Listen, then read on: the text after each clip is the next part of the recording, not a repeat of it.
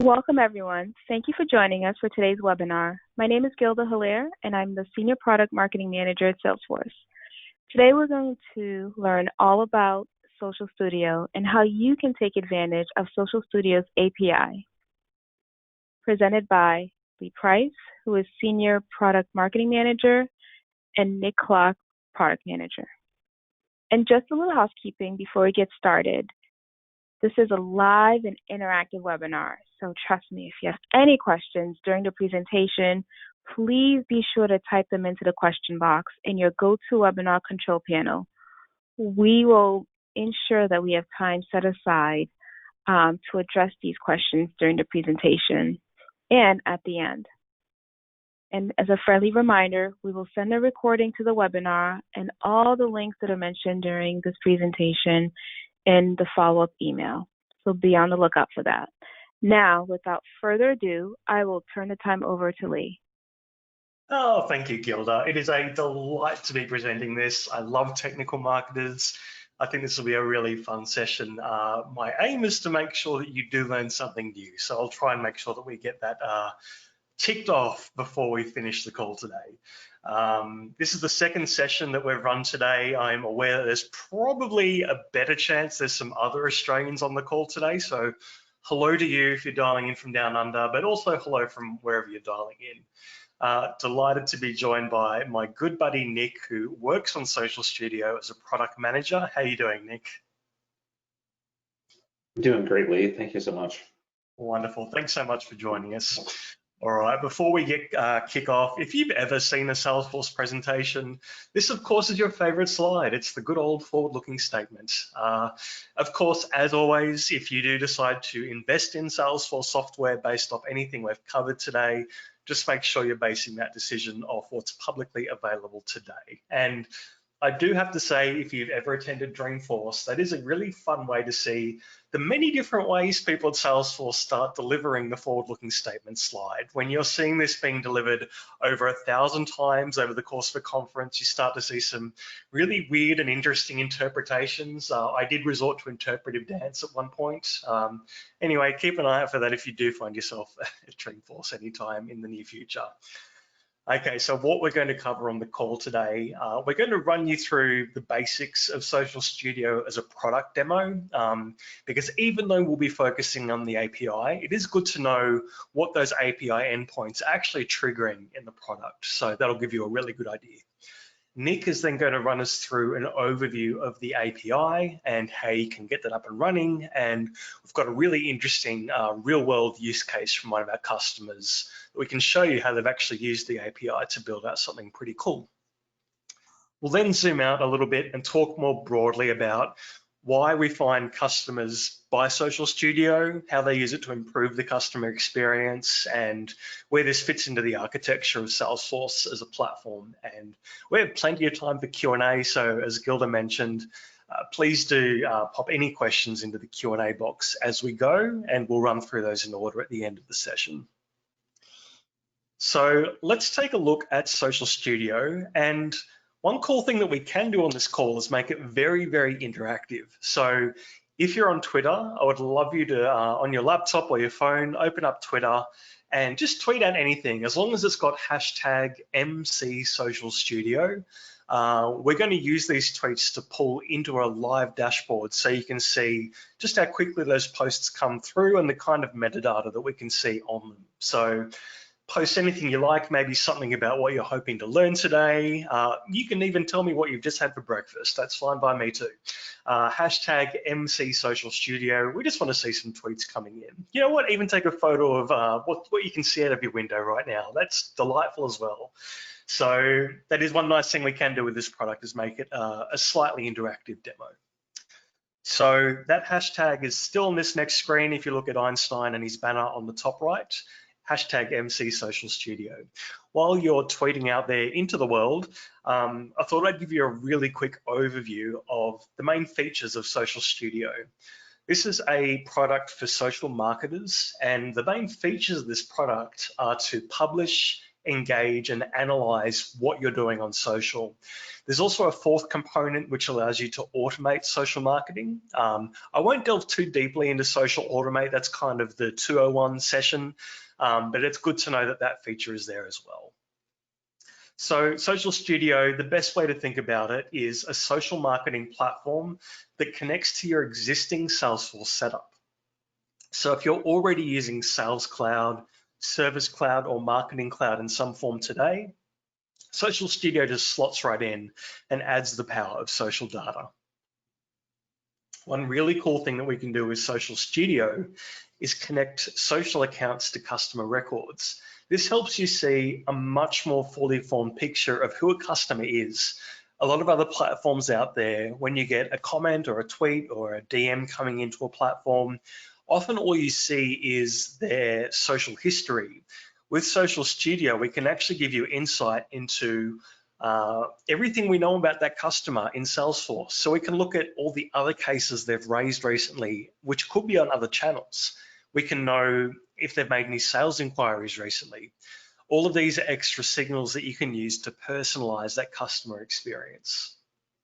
Of course, this is Salesforce. We talk a lot about trust, and that's baked right into the platform. So things like governance, audit trails, compliance, this is all in there for customers of all sizes. So the really nice thing is that although we've built this out to be compliant with very regulatory heavy organizations like banks and financial institutions, even if you're a small to medium enterprise, you still benefit from all of these features. They're available to you as well in every single edition of Social Studio. And as I hope you'll see when we delve into the demo in a moment, it's pretty easy to use. It's very approachable, very colorful, and it's quite deliberate. We've tried to make this easy to pick up for everyone in an organization because we know that it's at its most successful when everyone's picking up social, they're adapting to it, everyone's getting involved. Now, if you're a nerd like me and you do like getting into those technical details, they are all still there if you go digging for them. But we've tried to make it very approachable so everyone can jump in and take a look. So thanks for sending in a tweet if you've done that, but let's take a really quick tour of Social Studio in the platform. Now, Gilda, I'm just going to make sure that I'm zoomed in closely enough that you can see what I'm doing in the platform. How does that look to you? Perfect. Wonderful. Just shout out if it's not zoomed in enough and we can zoom in a little bit closer. So you'll see along the top here, there are 3 sections in Social Studio. I've got Publish, Engage, and Analyze. I've started here in Publish, and this is where I connect all of my social accounts like Facebook, LinkedIn, Twitter, YouTube, Instagram. This all comes together in a single content calendar so I can start planning out my campaigns. Now I can see here I've got a few posts scheduled out on Facebook over the next few days, and maybe we'd like to schedule another Facebook post for tomorrow afternoon. I can just click in any section of the calendar and I can straight away go ahead and start creating a Facebook post.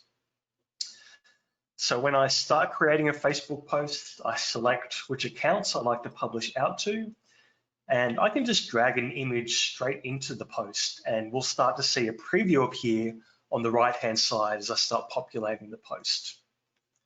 We're going to call this post Extreme Social Distancing, just to promote some of our hiking gear at our outdoor retailer that we're working with here, Northern Trail Outfitters. Now, there's all sorts of extra features I could add here if I wanted to.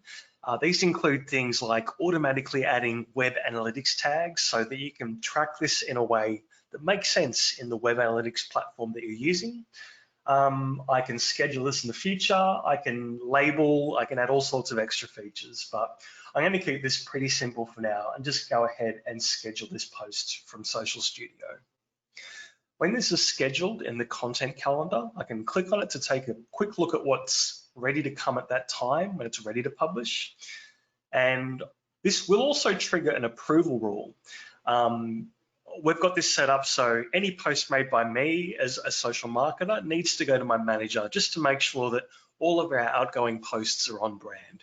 Now, we know that she's very busy, so she can use Social Studio on her mobile and she can approve a post from the mobile edition of Social Studio and do that really easily.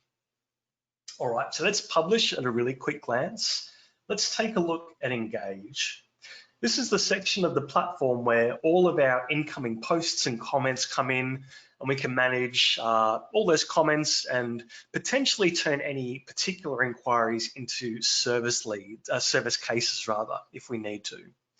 So if I look for the latest posts which are coming in, I'm going to jump over to this tab. We've got a stream of comments coming in from social listening. But I can also look at all the comments coming in on my own social channels. So I can see there's a comment here from some random Australian guy, I don't know who he is, but he's asking our retail brand, I'm just wondering if you track which of your bike helmets meet the Australian bike helmet standard. A lot of your Aussie customers look for this. So if I'm a social marketer and I can very quickly reply to this post as a marketer, I can click on this post to open it up, hit reply, and start replying to this customer. There's a whole bunch of extra features which I could go into, like canned responses. We can start labeling, routing, tracking sentiment, all that kind of thing. But for now, if I just want to reply to this person, I can say, yes, check the BMX section of our website, and you'll see a filter for this option. Fun fact, when you type and there's an audience, that's when you make the most spelling mistakes. It's the law. Okay, now, if I was a marketer, that looks fine. I can just go ahead and send that. But perhaps we've come across a post where someone's got a customer service question. So I can look at this post here. Would you mind telling me if they provide a tracking page so you can track your shipment? This is clearly a customer service question.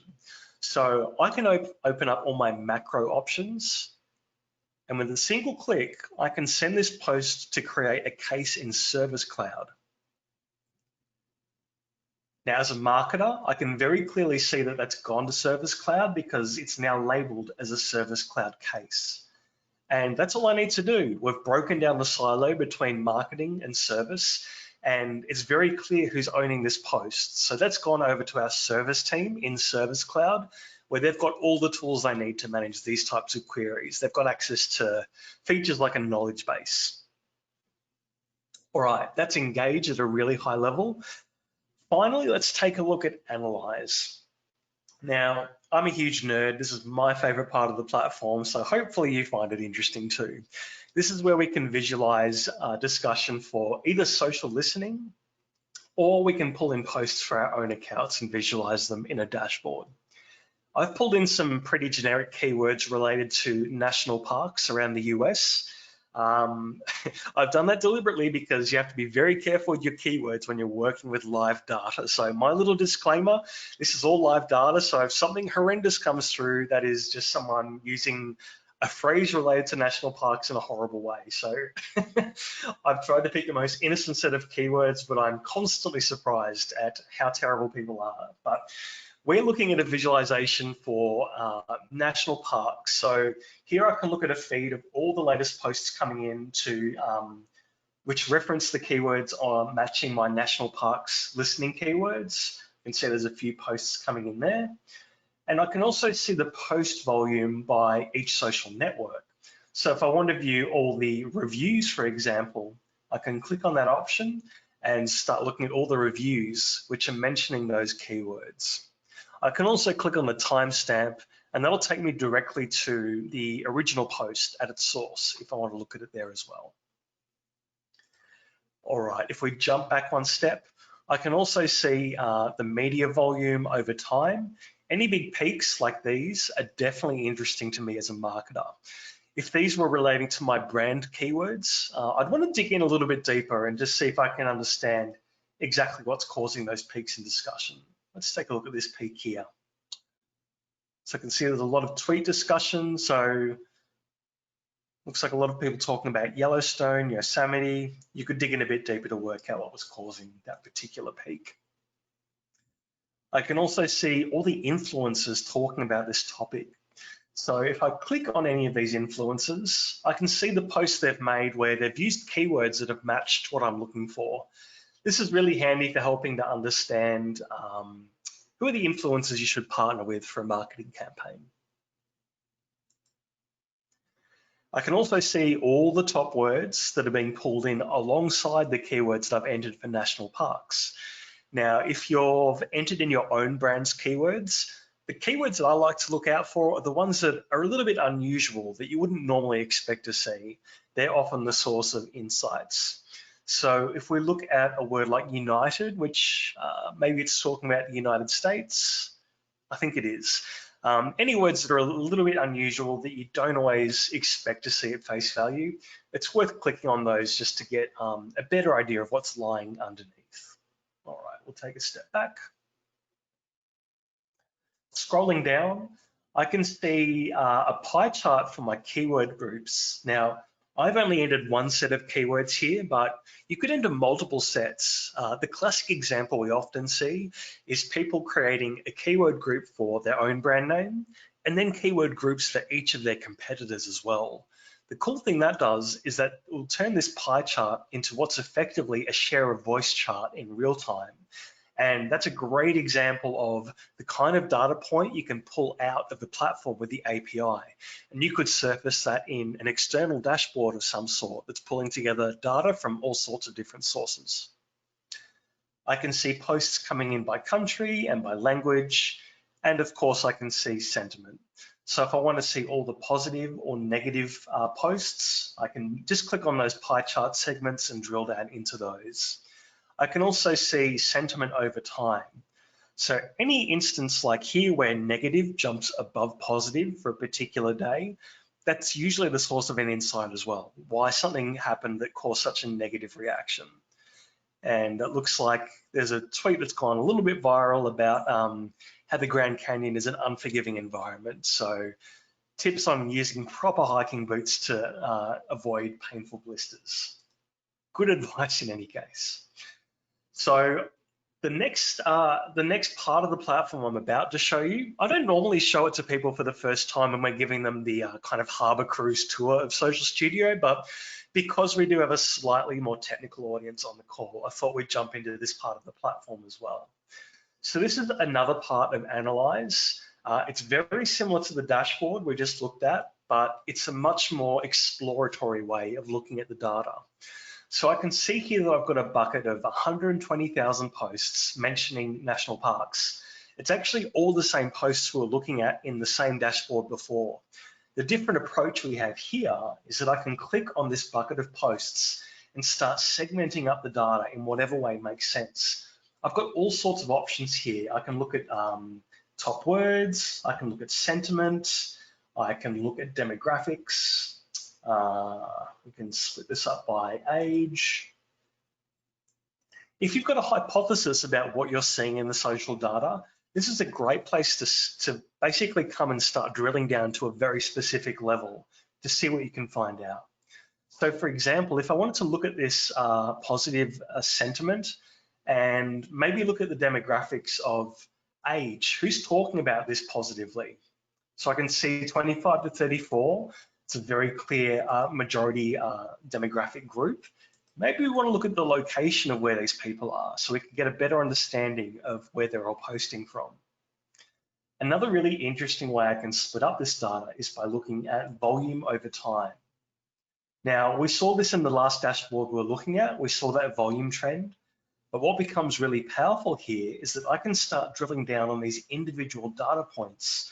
So I can click on this data point and view the top words only for this particular day. That'll very quickly give me an idea of what was causing all that discussion. So if we look for the top words here, I can see that these were all the top words which were causing that peak in discussion. And Germany is definitely not a word I would expect to see in keywords related to hiking and US national parks.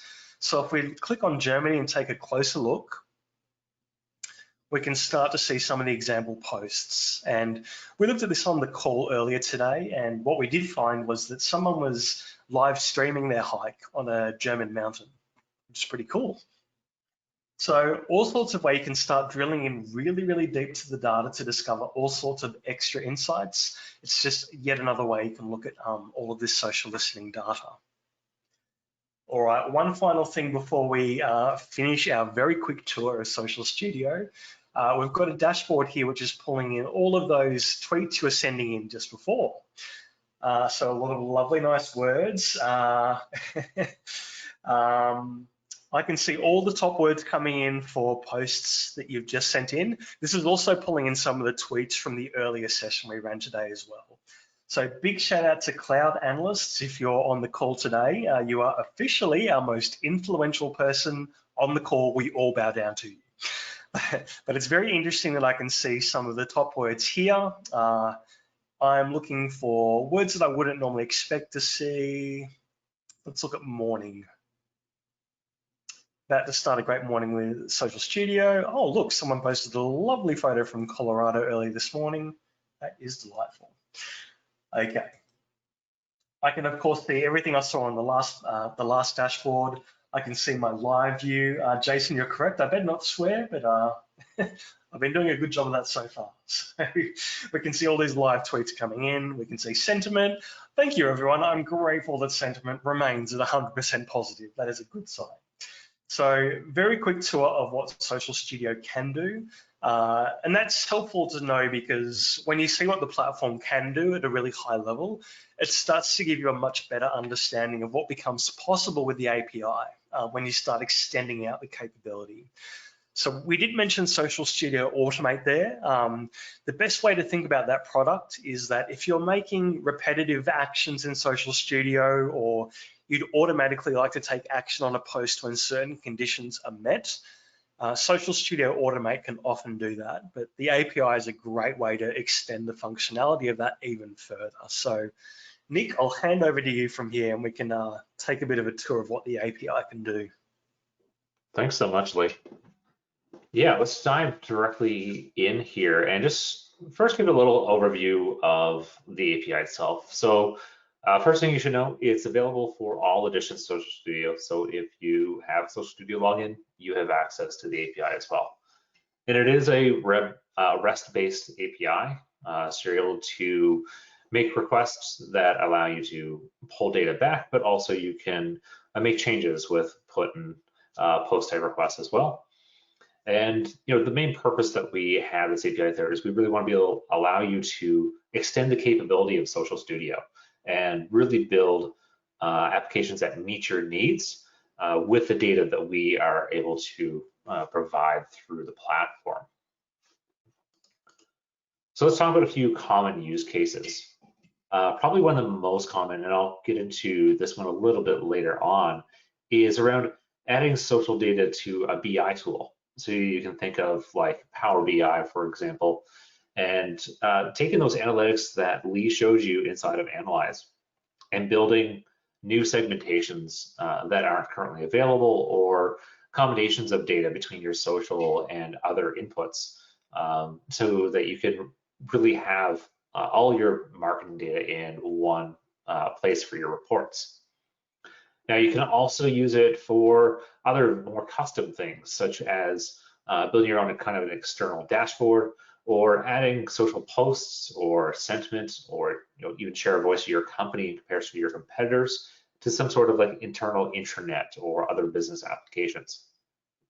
And of course, this can also be used to extend the capability of Social Automate. So automation, our automation tool, as Lee mentioned, can take a lot of action on posts, and then you can take advantage of all of the work that it's doing through the API for some additional advanced filtering and segmenting of your data. Now, the Social Studio API is very easy to enable. All you need to do is be logged into Social Studio as a super user, and then go to the admin section. So you can find that under the little person icon on the top right corner, and then click on the admin button. And then once you're in Social Studio Admin, you go down to organization settings and just turn on the little toggle that says developers can create API applications. Once you've done this, you're going to be able to see a new tab for API applications, and you can register your application. What this will do is give you an API key that you can then pass along anytime you make a request, so we know who you are, and you're able to then start making requests to the API right away. Now, something you should bear in mind, excuse the pun, is that there's a couple things to consider when you're using our API. First is rate limiting. The rate limiting does vary a little bit depending on the type of method you're trying to use and what types of actions you're taking. So just review the API documentation. It's very well listed in there. And then also the other thing to think about is tweet rehydration. So based on our contracts with Twitter, we're only able to give you any internal data that we have about a tweet. So whether that's like our own sentiment that we generate or different analytics that we generate around the tweet, as well as the external ID for that tweet. If you want the actual content or the information about the author themselves, you do need to make a second request out to Twitter with that Twitter ID that we give you in order to get that data back and rehydrate that content. So just something to keep in mind as you're using it. Now let's talk about some of the API endpoints that we have. There's many different endpoints, methods that you can call into, but here's just a few use cases that will help you get some value out of this right away. First would be users. So the user endpoint basically allows you to help manage your users just like you would if you were going into the admin section of Social Studio itself. So anything you can do for a user in there, you can also do through the API. So that includes things like creating new users, resetting passwords, enabling users for single sign-on, all those different types of things that you can do through the UI, you can also do in the API itself. So if you have a identity provider and you want to make it so that it automatically sets up users, you can use the Social Studio API to connect into that and manage your users from all in one spot. Two other ones that are really interesting is our posts, and down at the bottom, the imported posts. Now, the difference between these is the post endpoint is all about social listening. So those analyzed dashboards that Lee was showing you, where he's entering keywords and bringing back content, you can use the post endpoint to get all that post data back. And basically using this, you'll be able to recreate any of the visualizations that you can see inside of Social Studio itself. And as well as create new additional ones based on the metrics that you bring back out of there, as well as any kind of filtering that you might apply to your API requests. And the difference with the imported post is all about your own owned content. So as you're publishing new tweets out or Facebook posts, the imported post endpoint will bring back all that published content, as well as a ton of valuable metrics. So you'll get your likes, your shares, your retweets, replies, all those valuable metrics you want to know about your own content to create visualizations with can get retrieved from that imported post endpoint. And then finally, a really awesome one that I like is our shared content endpoint. So inside of the publish section of Social Studio, where Lee was showing you earlier, there is a shared content. So what this means is you can create drafts of content and then share that out with other users in Social Studio across different workspaces. And this allows them to then use that content for their own social accounts if they're managing multiple brands or different products within your brand. So with the API endpoints, you can actually start to use this to connect with other third-party content management tools, and then integrate that so that as if you're a distributed marketing type model, you can create some content and share that out to Social Studio without having to log in, and then those social marketers can start publishing that content out, even though whoever is creating the content may be in a completely separate application. So super powerful stuff. And just to kind of walk through one use case that one of our customers is using, is they're using Power BI, as I mentioned earlier. So what they're doing is using the IBM Cloud, the Bluemix integration, and it is calling the Social Studio API and makes requests to get content back. And then the Bluemix, what it'll do is normalize that content inside of and like process it. And then finally, it'll save it over into Azure. Now, you can use other relational databases. It could go into MySQL. It could go, excuse me, into any kind of storage that you would prefer. But that's what they're doing, is they're taking it from Social Studio, saving over in Azure, and then Power BI is reading out of Azure after the content's all been normalized the way that Power BI likes it. So pretty straightforward integration, but it's allowing them to really have that social data right alongside all the rest of their metrics that they are tracking day to day. I think back to you, Lee. Yes, thank you. I'm going to jump back 2 slides only because I'm so disappointed. I thought you were going to sing out loud for this particular slide, but that's okay. Oh, sorry. We should have covered it in rehearsal, my fault. All right, so I thought we could zoom out a little bit and talk more broadly about Social Studio and where it fits into the broader Salesforce platform. So we've been talking about this product, which we can see here on the left, and it's looking at your own social channels as well as all these millions of posts on social listening. And if we look at the top path there, that is the example I ran through earlier, where we're looking at all those posts coming into Social Studio to engage and reply. But we also had the option to send that post into Service Cloud with the click of a macro. So that's one way you can create a service case by manually creating it. Along the bottom, you've also got the option of automatically creating cases. And we do that with Einstein and Social Studio Automate.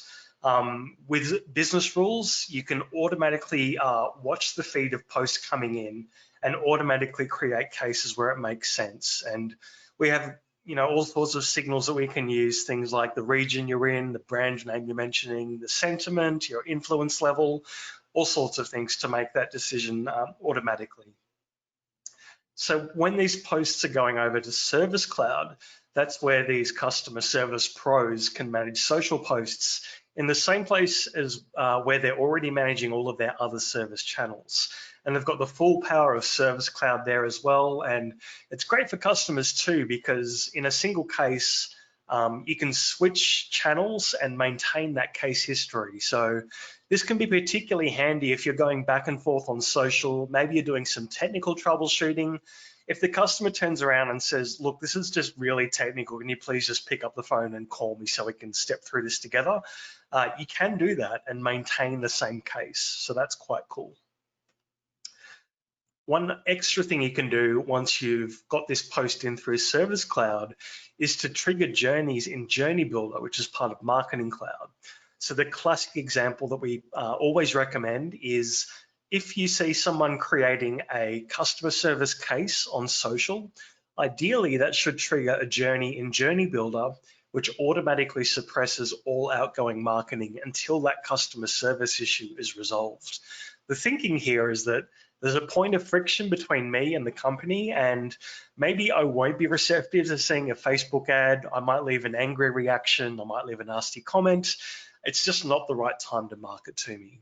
Now, I know we do have technical marketers on the call, so at its most extreme level, I have seen a Marketing Cloud partner use this to even suppress mail from going out from a mail house. So like stopping actual snail mail from being sent if there's an unresolved issue, which is quite cool. You can, of course, measure all of this with our Command Center product. Command Center is probably best known for visualizing social listening discussion. It's designed to be run on a large touchscreen display so you can explore what people are saying. A little known fact is that if you also have Service Cloud or Sales Cloud or Marketing Cloud, Command Center also lights up with screens from those products at no extra cost. So you can visualize things like the performance of your Marketing Cloud journeys or your social customer service levels or your broader customer service levels, even your sales leaderboard. It's a really good tool to have when we're talking about digital transformation. The idea is that what you're seeing in Command Center really sums up the customer experience. And as I'm sure many of you on the call are all too familiar with, when you're dealing with executives at a certain seniority, it can be really easy to lose touch with what customers on the ground are actually saying about you. So it's a really great way just to keep the actual real-time customer experience in mind. So if we're looking at the technology and how it fits into the platform, If we look at the orange circle on the left, that's Social Studio, and that's the product that we've been talking about. You can run this in isolation without connecting it to any other Salesforce products without a problem. On top of the post coming into Social Studio, we add that light blue circle that you can see there on the left. That's what we call our social data layer. We add about 30 extra pieces of metadata to every single post coming into the platform. These are things like sentiment, influence level, any labels which characterize you as someone. These can all be used in many different ways, but when it comes to automation and the API, the best way to think about all these extra pieces of metadata is that they can be used as triggers for automation. And on top of that, in the dark blue circle, we can add a customer data layer. So something which only Salesforce can do really well is add your customer record to your social account, and we get a much more fully formed picture of who you are as a customer. Now, as I said, you can use that on its own without a problem, but where we see customers having the most success is when they're connecting it to our other Salesforce products. Generally speaking, wherever you see social data across the Salesforce ecosystem, it's usually powered by Social Studio in some form. So when we're talking about Marketing Cloud, we can use this to build social audiences in Audience Studio, Advertising Studio rather. You can do this based off social listening. So if you've got people who are tweeting negatively about one of your competitors using certain feature-specific keywords, you can pick that up and build a real-time social audience to advertise that specific feature that you might offer in a positive light to customers who are very likely to be receptive. When it comes to Service Cloud, you've seen how we set off that macro earlier, and we sent a case into Service Cloud so we can use social customer service. We can also create cases from listening based on any of those social data layer criteria. We even have social and sales cloud. It is Salesforce after all. So just as we can automatically create service cases or manually create them, we can do the same thing with leads and lead generation. So we can manually create leads and send them into Sales Cloud. We can, jumped ahead one step too quickly. We can automatically create social lead generation. You can even rank and score these leads based on criteria in a post. For example, if I'm using first person language and I'm not retweeting, those are all indicators that I'm much more likely to be personally interested in a product rather than sharing something that someone else has written. So by the time all these social leads land in Sales Cloud, they're already ranked in order of how to action them. And we do bring this all together with our Command Center product, which I could probably spend a whole separate hour talking about, so we'll cover that another time. So this is something I don't normally cover when we're giving people a bit of an intro to Social Studio, but I know you're all wonderful technical people, so I thought this might be worth touching on. One of the key benefits we have with Social Studio compared to other social marketing products out there is that this is all natively designed to work together. There's no integrations to set up, no customizations, nothing that breaks when we start innovating with new releases. So all these social features, they work seamlessly with Service Cloud and Sales Cloud when we're talking about things like leads and accounts and customer records. So you don't need to invest in any technical setup, adding new fields or tools. You can keep all the Salesforce page layouts you're already using today while adding in all this extra social juice and social data. Of course, you still benefit from all the new features we add across the wider Salesforce platform, and these are always introducing new ways to use social data, and it makes it really simple for your users. You will see some other platforms out there which may infer that they connect to Sales Cloud or Service Cloud, but the key thing that they generally don't do is integrate with those 30 pieces of social metadata that I was talking about. So that social data layer where we can act on things like sentiment and influence and author labels, third-party platforms generally don't have the ability to actually interact with that. And that really is where it becomes its most powerful when we're talking about creating these great customer experiences and personalized journeys. You need as many pieces of social data as you can to start triggering these automatic actions. So that is one very, very key difference that you should bear in mind. And of course, it's all free. There's no cost to integrate all these products together either. All right, so at this point, I haven't clicked into the question box just yet, but please do send in your questions and we'll jump into those in a moment. But generally, I find I have three really key questions that pop up from technical marketers after they've seen the material I've just shown. I'm willing to bet at least one of you has sent in these questions, so we can cover them right off the bat now. The number one question we get asked is, how do I connect social personas to customer records in Salesforce? I would love it if I could tell you there's a product which we can sell you called Social Persona Cloud, which does all the work for you. Unfortunately, we don't. It would probably be very illegal. It is more of a strategic initiative than a technical one. There isn't really any legal or easy way to automatically match up social accounts to email addresses. So the approach we recommend is that you need to build this into your operational day-to-day social management as a strategic objective. There's a couple of really key methods that we see working really well at a lot of organizations. One of those is to authenticate people with their email address if you're using social customer service. So if you need to dig into someone's account, you can verify their identity by asking them for their email address, and you can then add it to their customer record. And of course, that starts from a very small base, but over time, if you invest in it properly, you really can scale up and make it something quite powerful. If you're running social sign-on on your website, that's another great way to automatically start associating social accounts with customer records. If you want to really scale up quite quickly, there's nothing to stop you from running a promotion or a campaign which incentivizes people to start attaching their email address to their social account. And even more broadly, just think critically about every time you interact with a customer or there's some kind of touch point, that's always an opportunity to think about a value exchange. Is it worth the customer giving you their email address and associating it with their social account at that point?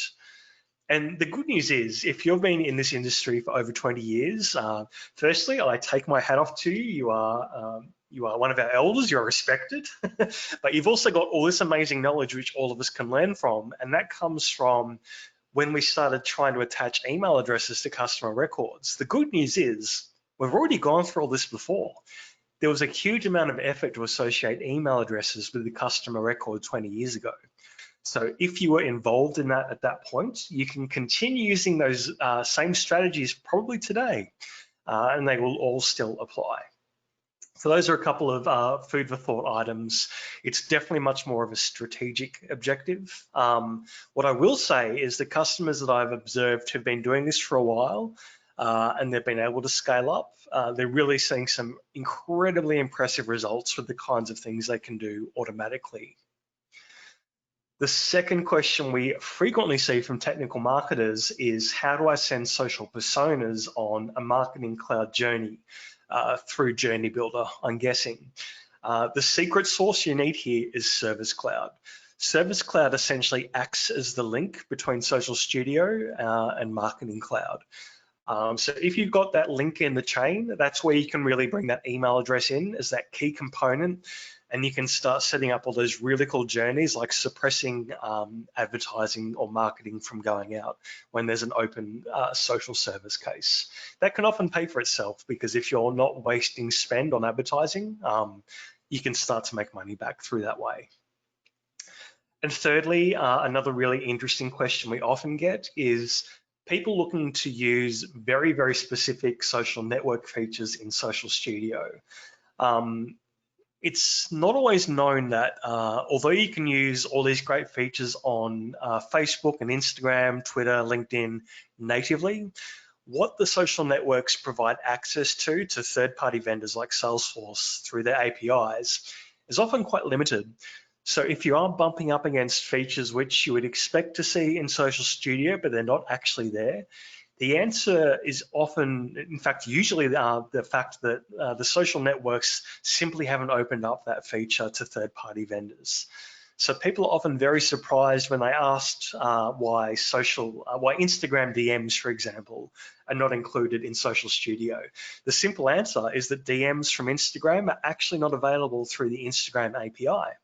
I would love it if they were, but at the moment they're not. Facebook Stories is another example. Definitely an emerging channel. We're seeing a lot more social marketers use more and more. But it's another feature which is not yet available through Facebook's APIs. So if you are looking to leverage certain network features and you're wondering why they're either not there or they may be there in a more limited form than you'd expect to see, that's often the case. And that affects not just Salesforce, but every third-party vendor out there. That said, we are generally official partners with every major social network. I personally have conversations with them very frequently, and we absolutely let them know what we are hearing from social marketers as we talk with them. So we give them an idea of what we would like to see prioritized. All right, that was a lot. We're going to send across a few resources when Gilda sends out this deck later on after the call's wrapped up. But some of the things you can look at to delve a bit deeper into anything you've seen today is our Trailhead course. So I'm sure you've all seen Trailhead, our learning website, free to access. That's a really great place to get a slightly more detailed overview of what's available in Social Studio. If you'd like to delve a little bit deeper into any of the specific network features that we've covered, the documentation is a great place to look. And I've also included a link to the API documentation, which Nick was referencing as well. So Gilda, I'm going to stop sharing my screen now. I don't know if you have anything to add at this point, but otherwise we can probably start jumping into the Q&A.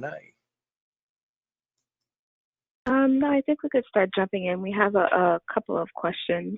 And again, if you're attending, please feel free to throw some questions into the GoToWebinar question panel so that Lee and Nick can answer them on the call.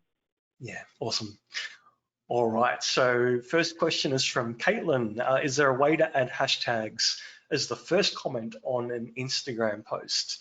Caitlin, not today, but that is definitely a feature I've seen from other customers, and I know that it's in our feature request list. So if you are a customer of Social Studio today, and you haven't officially requested this feature from your Salesforce account executive, I'd encourage you to reach out to them, because one of the key ways that Nick and his team prioritize, not just in Social Studio, but like broadly across Salesforce, how we implement social features. We basically look at, how frequently is this request coming up? I love that question. Like, it's a great social marketing approach to Instagram. So I would encourage you to submit that feedback through your account executive. If you're not sure who your account executive is, which is actually pretty common, you can contact our support team and they'll put you in touch with your account executive, or you can make that feature request through support as well.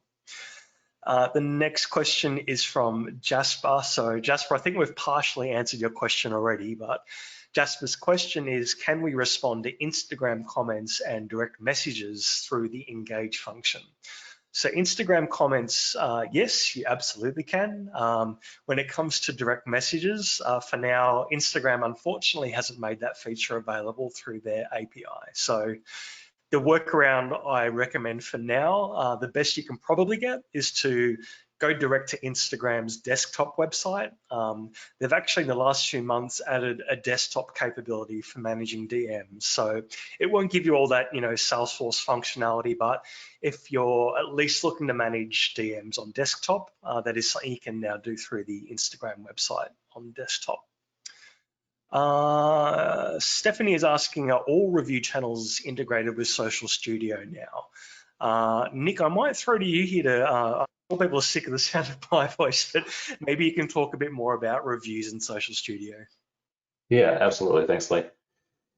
So for reviews channel, we do have pretty significant coverage of reviews for broad listening. So this allows you to see the reviews that are coming in from hundreds of different channels, and you're able to report on those and do all the functionality within Analyze. They are read-only. We're not able to reply through those.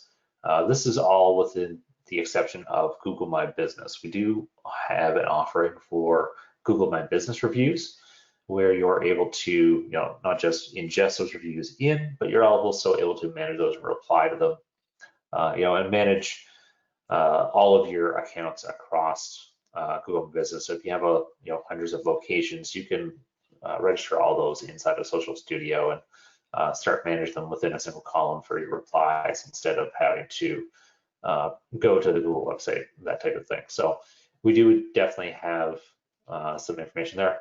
And I see another question, I'll just jump right to it, is asking about a documentation list of all the ones that are available. I'm not positive if it's on our documentation site, but I do know if you reach out to the customer support team, they can provide you with some information. Yeah, I think I believe it's probably part of the secret sauce that we can't share as much as we would love to. But Stephanie, I've just been very quickly researching just to see, you've mentioned some specific sites in another question.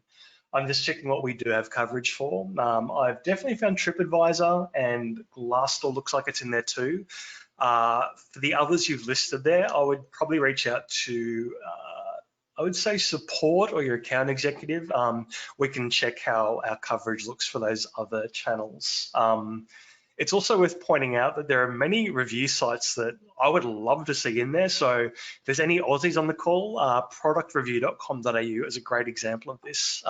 It's a very major product site, but Salesforce will always lead with trust when it comes to anything like robots.txt file requests. So if you've come across those types of files before, they sit on a website and they basically let not only search engines, but any other crawlers like what we use for reviews to let them know what they can and can't crawl. And Product Review is a great example. If you look on the robots.txt file for productreview.com.au, they actually explicitly request that our crawlers do not access their reviews. So often the case is that we would like to have coverage for certain review sites, but we may be prevented from doing so. And there may be slightly sketchier products out there which do just go ahead and trample in and scrape up those reviews anyway, but we will always lead with trust. It's built into all of our products, and it really is how we approach this kind of thing. So at a really high level, that's probably the best answer I can give you at this point.